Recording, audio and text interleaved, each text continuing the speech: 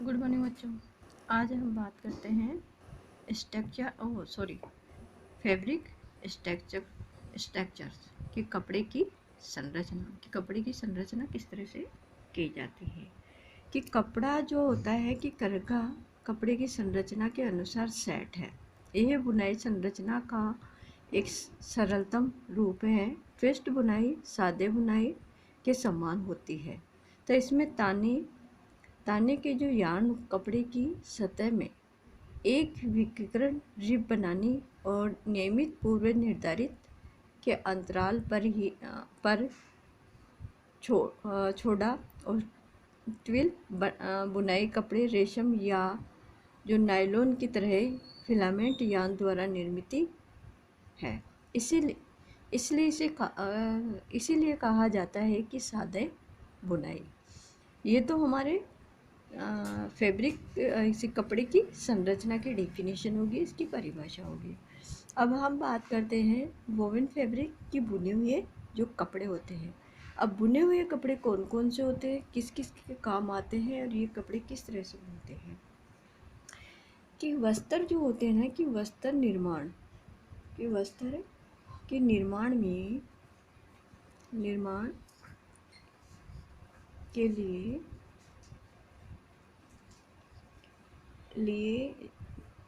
रेशों से निर्मित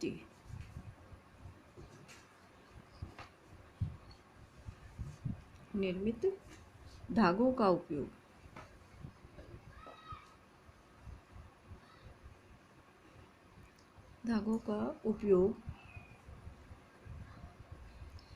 उपयोग करके विभिन्न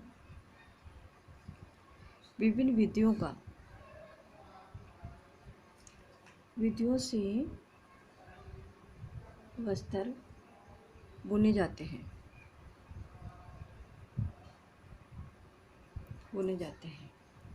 अब वस्त्र निर्माण के लिए न केवल धागे का उपयोग किया जाता है, बल्कि केवल रेशों का उपयोग करके भी अथवा बिना रेशों के उपयोग से भी विभिन्न विधियों अथवा प्रक्रियाओं द्वारा वस्त्र बनाए जाते हैं। जैसे कि नब्ता है, ब्रेडिंग है, इसको बुनाई द्वारा वस्त्रों का निर्माण किया जाता है। कि वस्त्र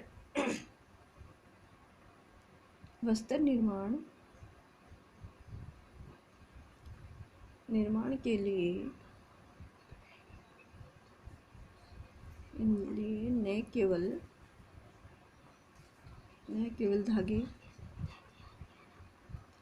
धागे का ही उपयोग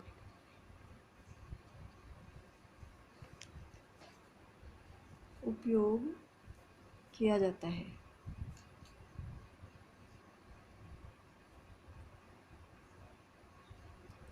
जाता है, बल्कि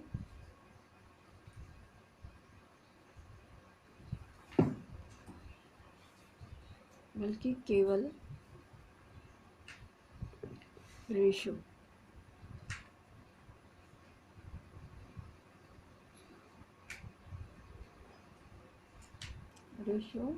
का उपयोग करके भी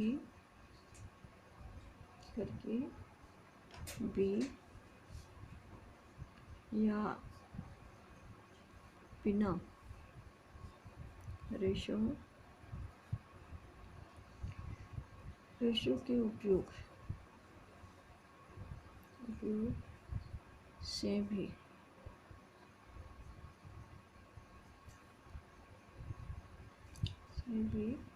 विभिन्न विधियों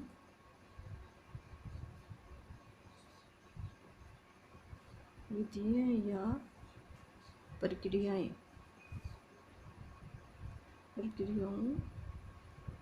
द्वारा वस्त्र बनाया जाता है।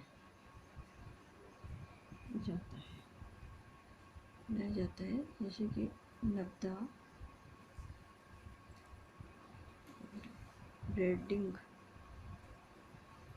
गुथन, गूंथना, गूंथन गूंथना तथा बुनाई, बुनाई द्वारा वस्त्र निर्माण किया जाता है, किया जाता है। वस्त्र बनाने के लिए सूत के अतिरिक्त रेशो अथवा बिना रेशो के उपयोग करके भी वस्त्रों का निर्माण किया जाता है। बिना रेशों के जो उपयोग में निर्मित वस्त्र कम टिकाऊपन होते हैं, जैसे कि कागज हुआ, प्लास्टिक हुआ, फिल्म है, प्लास्टिक शीट है, पॉलीरीथिन है, फोम है, टापा है आदि के जो वस्त्र होते हैं वो कम टिकाऊ के होते हैं।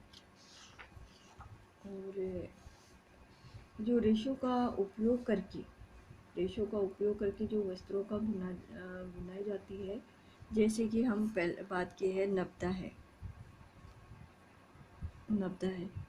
नब्दा क्या होते हैं कि ऊन के नन्हे रेशों को आपस में उलझाकर या जोड़कर या ताप से प्रभावित करके दबाव डालकर जमाया जाता है, तो उसको क्या कहते हैं, इसको नब्दा कहते हैं।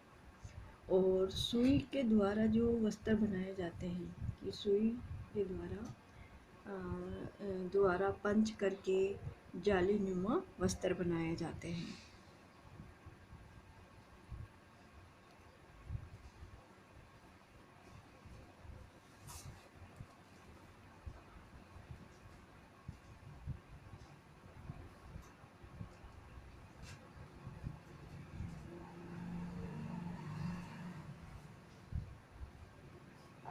इसमें क्या होता है कि सुई द्वारा पंच करके कई प्रकार के जालीनुमा वस्त्र तैयार किया जाता है।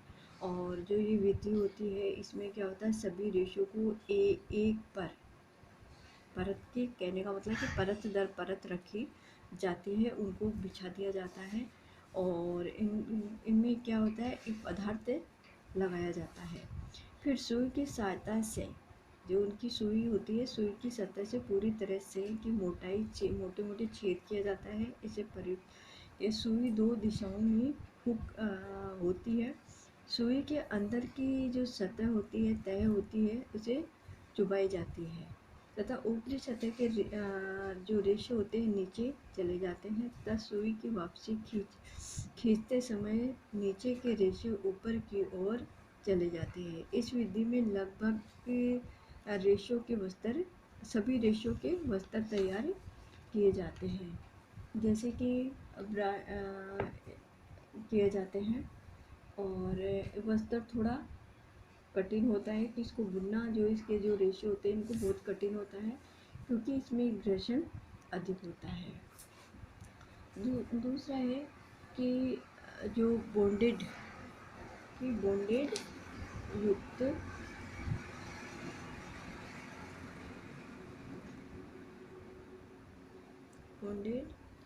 बिना बुना वस्त्र, इसमें कहते हैं इस विधि के द्वारा, जो ये विधि होती है, इस विधि के द्वारा वस्त्र निर्माण किया जाता है। कि इसमें क्या होता है, वस्त्रों का निर्माण किया जाता है,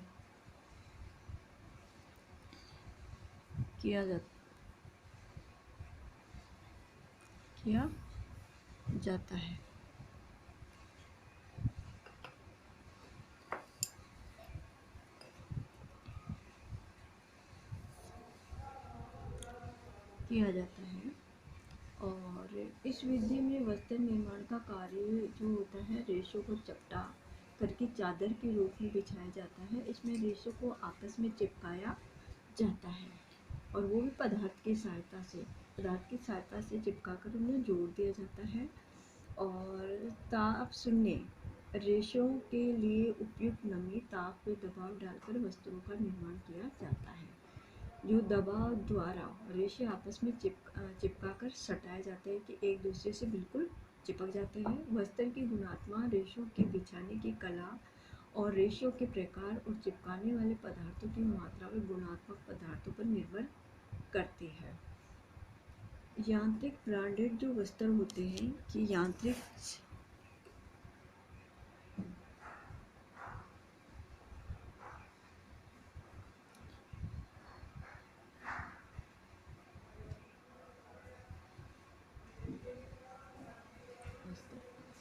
इसमें कहते हैं ये वस्त्र बनाने की एक यांत्रिक विधि बिल्कुल नहीं है। इस विधि में जो वस्त्र बनाने के 3 प्रकार होते हैं। इसमें माली, वॉट और माली पोल तथा माली मोम होते हैं। इस प्रकार के जो होते हैं कि इस प्रकार की मशीनों से कोमल वस्त्र नहीं बनते हैं। सबसे पहले वस्त्र बनाने हेतु रेशों को नब्दा अथवा जाली के रूप में उपयोग किए जाते हैं। जब माली वोट जो वस्त्र की चौड़ाई होती है ये होती है 2.25 मीटर रखी जाती है और से वेट ऑफ फाइबर की सिलाई करके माली वोट जो मशीन से मजबूत वस्त्र बनाए जाते हैं। ढीले रेशों को टाँके लगाकर सिलाई तक ले जाता है। और जो माली पोल है इस मशीन से क्या होता है कि इसके जो अस्तर हेतु वस्त्र निर्मित किए जाते हैं कि अस्तर वाले जो वस्त्र होते हैं उनको सिला जाता है। सिलाई के द्वारा अस्तर को दूसरे वस्त्र से सिलकर चिपकाया जाता है। जैसे कि इसका उपयोग कालीन है, कम्बल है, कोट है आदि जो उपयोग वस्त्र तैयार करके अस्तर हेतु किए जाते हैं। लेमिनेटेड वस्त्र क्या होता है कि इस प्रकार के वस्त्रों का निर्माण 2 या 2 से अधिक वस्त्रों की तह को एक दूसरे से चिपका कर किया जाता है और चिपकाने हेतु चिपकाने वाले पदार्थ तथा नमी तथा ताप द्वारा का उपयोग किया जाता है। कई बार इनको जोड़ने हेतु इन्हें जलाया भी जाता है जो कि रेशे पिघलकर आपस में जुड़ जाते हैं और इसे बूंद कहते हैं। फिर हमारी जो विधि है कि गूथन कि ये है गूथना। इसमें धागों को आपस में मिलाकर गूंथ कर भी वस्त्र बनाए जाते हैं। इसमें 3 या 3 से अधिक धागों का उपयोग किया जाता है। इस विधि से सक्रिय तथा चपटे वस्त्रों का निर्माण किया जाता है जिसे प्लेटिंग भी कहा जाता है और निर्मित वस्त्र मजबूत, लचीले और आकर्षक देखने में अत्यधिक सुंदर होते हैं। धागों को एक दूसरे से गूंथ कर क्रिस क्रॉस विधि में जोड़ा जाता है। रिब, टेप, रस्सी आदि ब्रेडिंग विधि से बनाए जाते हैं। आजकल क्या होता है कि ब्रेडिंग का कार्य मशीनों से भी संपन्न होने लगा है। ब्रेडिंग में कई प्रकार के उपयोगी सामान बनाए जाते हैं। धन्यवाद।